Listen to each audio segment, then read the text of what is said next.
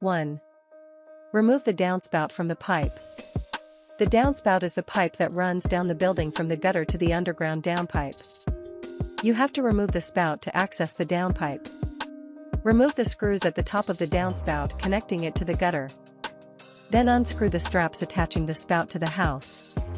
Lift the spout out of its position at the opening of the downpipe. 2. Attach a high-pressure nozzle onto your garden hose. The hose's normal pressure probably won't be enough to dislodge the clog. Get a high-pressure nozzle to focus more pressure onto the blockage. Attach it to the front of your hose. You can buy high-pressure nozzles from the hardware store or order one online.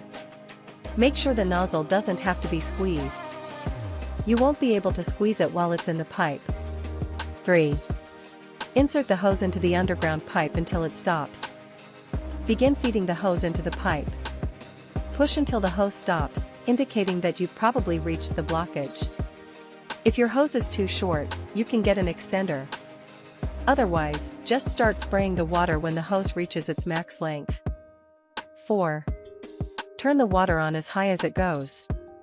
With the hose right up against the blockage, go and turn the water on. Let the hose spray and see if it dislodges the clog. In some cases, the clog might be loose enough for the hose to poke right through it. If this happens, try spraying some water down the pipe anyway to clear up the rest of the clog. 5. See if water and debris come out the other side of the pipe. Go to the spot where the pipe lets out.